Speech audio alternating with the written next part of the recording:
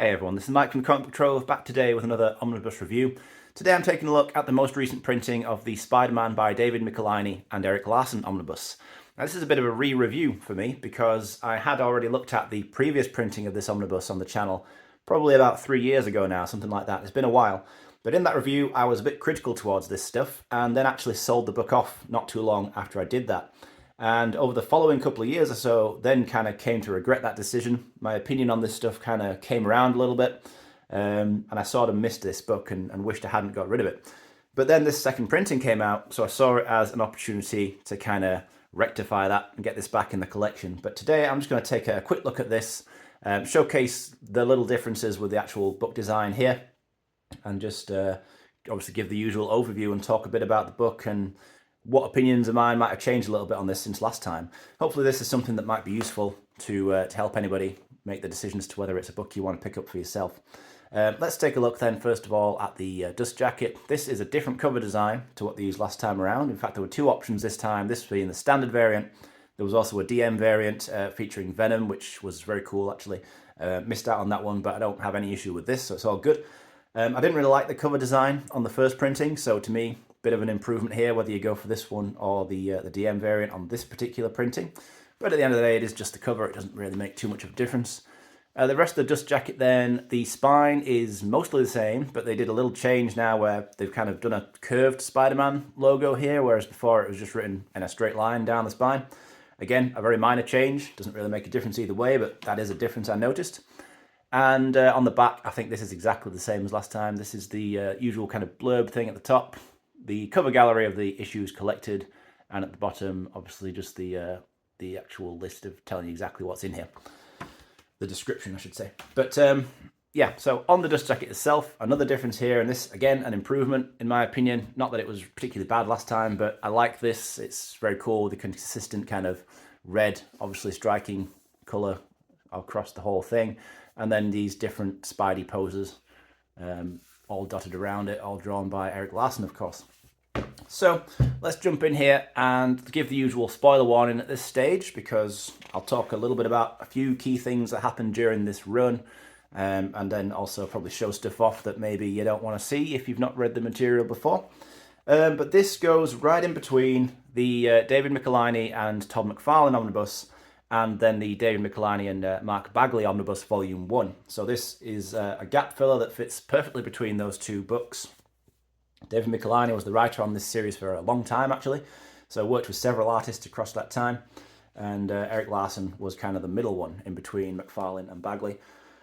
And yeah, so this is really a showcase, though, this omnibus, focusing primarily on making sure you've got all of Mark Bagley's Spider-Man artwork in one book, because it's not just the Amazing Spider-Man stuff that's in here, it's also a couple of other things, and his run on Adjectiveless Spider-Man, actually, which, as with Amazing Spider-Man, he took over briefly from Todd McFarlane on for that one too.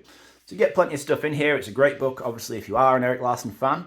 My opinion on Larsen is a little bit, I suppose you could say, improved, or just at least less negative probably than last time I looked at this. I feel like I really was quite critical, although I don't remember exactly what I said back then, but I know that I didn't feel particularly favourably towards this style of artwork that Erik Larsen obviously had during this time.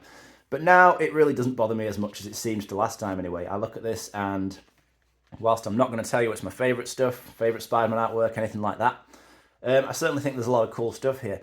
And I still really do like, actually, the way that Erik Larsen often draws Spidey himself. You know, carrying on that sort of trend, that style that Todd McFarlane had set previously on this series, of just drawing him in these kinds of anatomically weird and crazy kind of poses and positions, which just kind of really emphasizes the sort of creepiness aspect of a spider-like character, which I quite like. So that's all pretty good.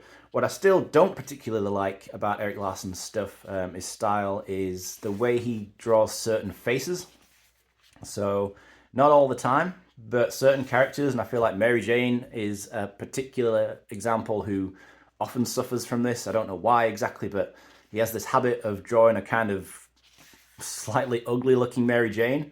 Don't really know why. It's not, again, not all the time, but certain poses and faces, like here a little bit, it just looks a bit off to me.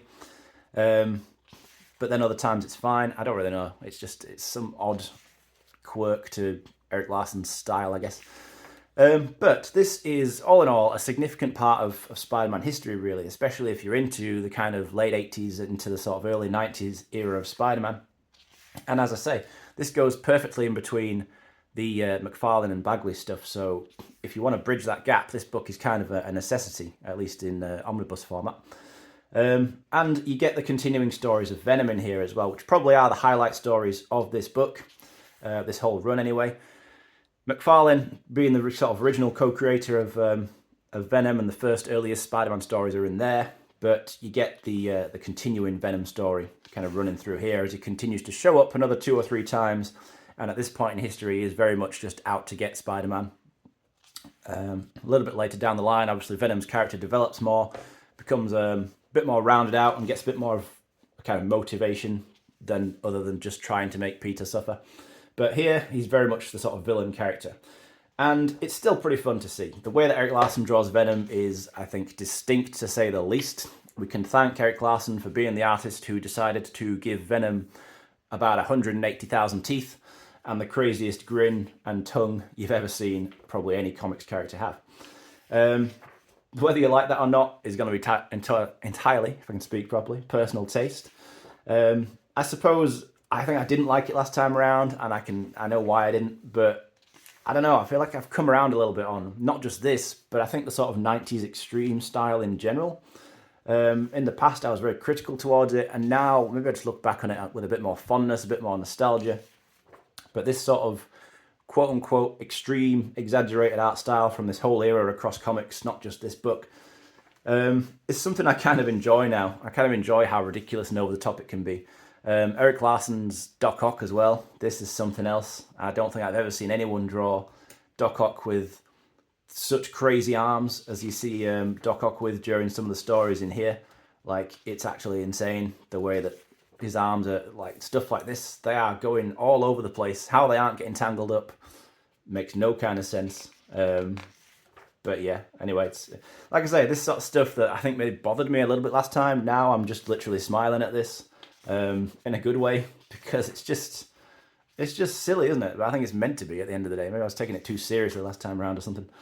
But yeah, so we do get obviously plenty of classic villains coming in here. So we've got this being the Sinister Six, actually. So quite a good story, actually, because the Sinister Six, which I feel like are a fairly well-known kind of supergroup of Spider-Man villains these days. But the funny thing is, they'd only ever made one appearance as a team in the entirety of Spider-Man history, from the very beginning up until Erik Larsen's run here, because they appeared in Spider-Man Annual 1, I think, the very first annual, drawn by Steve Ditko, and then they never appeared together as a group under the Sinister Six name until like 30 years later, nearly, when this issue originally came out, this run of issues.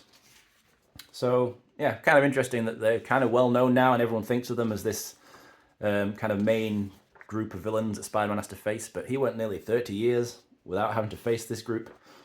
And then they sort of remembered them and thought, oh yeah, Sinister Six, let's try doing something with that again. But then you see them twice just in this omnibus, interestingly enough. You see them first in The Return of the Sinister Six, I think it's called, in this run of Amazing Spider-Man issues, and then they come back again. Larsen uses them again in his run on Adjectiveless Spider-Man, and I think the story is The Revenge of the Sinister Six that time around. Like with Todd McFarlane, I will say that the material from Amazing Spider-Man in here is the better quality stuff, and that comes down to, in my opinion, entirely the superior writing of David Michelinie compared to Erik Larsen himself, because like when McFarlane was writing and drawing Spider-Man, the adjectiveless one that is, Erik Larsen did the same thing. So when he took over from McFarlane in there, he was also writing it and drawing it, and you can just tell that the quality of the writing dips a little bit. Those two guys clearly not too experienced in writing actual, writing material for themselves at the time. And it showed. Like, it's not horrendous, but it's not particularly good. But all in all, yeah, I think, here's another great example of that crazy Venom mouth that Larsen introduced. I think all in all, this is a good run of issues. I don't think anything kind of super mega important happens, like in terms of the whole context of Spider-Man history within this run, necessarily. There's not particularly a single key issue where I can pick out and say to you that's mega important. You should definitely read that for yourself. But as I say, if you're a fan of this era of comics, or obviously if this looks in any way interesting to you, then I do recommend it, because I do now, I'm in a position where I can say that I do enjoy these comics, and at the end of the day, I've sold the book and I've bought it again, which is kind of a statement of the fact that I didn't want to get rid of this. Ultimately I regretted getting rid of it and was happy to have it back again. This is pretty cool, actually. I think this is issue 350, the final issue on Amazing that Erik Larsen did, and in the end you get a couple of these cool kind of pin-up images. This is pretty cool, like this, and then there's a couple of others in here. Yeah, I like these. And then this is where, and you get a little blurb actually that tells you, the introduction to what you're about to read. So this is Erik Larsen now on Spider-Man. This is not Amazing Spider-Man, this is just Spider-Man. And it tells you that he is the writer and the artist of this stuff. And you can kind of see the style's a little bit different. This was obviously in a different comic to the main Amazing Spider-Man. This is the more forgettable stuff in the book for me, in the same way that the Spider-Man by Todd McFarlane Omnibus is not the best stories. This is exactly like that, and I think really this chunk of stuff at the back of this omnibus, you're probably only going to like this if you are an Erik Larsen fan. If you're a fan of his artwork, this is absolutely great, because it's just page after page of classic Erik Larsen, really. This, though, I don't know if anybody else had this. It's such a random little thing, but I had an action figure of this specific Spider-Man with the kind of cyborg arm and eye and everything when I was a kid, and I had not read this comic, and I had no idea what it was, and I just had this random, like, semi-robotic Spider-Man. And for years, I thought it was just a made-up thing, until I finally discovered that there's an actual comic that this is from. Yeah, don't know where that would have came from, who got me that back in the day, but I just remember having this, like, I just called it Creepy Spider-Man, I think, as a kid. And then finally, so many years later, I saw this and thought, wow, that's where it came from. It was a cool moment. But anyway, yeah, it's a very random story. It's a random set of stories here. And as I say, the Sinister Six come back for a second go, just within this book. Yeah, all in all, an interesting Spider-Man omnibus, and one I felt I needed in the collection, I needed back in the collection, more accurately, to kind of fill that gap, bridge that gap between McFarlane's run and Bagley's run. I do think, though, that the both of those omnibuses, I do prefer them to this one. So the Michelinie and McFarlane, and Michelinie and Bagley, Volume 1, soon to be a second volume of that as well, which really looking forward to. Look out for that. When that book eventually comes out, I'll be reviewing that, no doubt, as soon as I get a chance. But yeah, I prefer both of those to the Erik Larsen one here, but I do still like this, and all in all, it is a book I'm happy to have. But as always, I'm happy to hear the thoughts of others. So if you've got this book, or whether you like it or dislike it, I'm happy to hear the reasons as to why. But all in all, guys, that'll do it for me today. Thanks very much for watching as always. I'll be back again soon to discuss something else.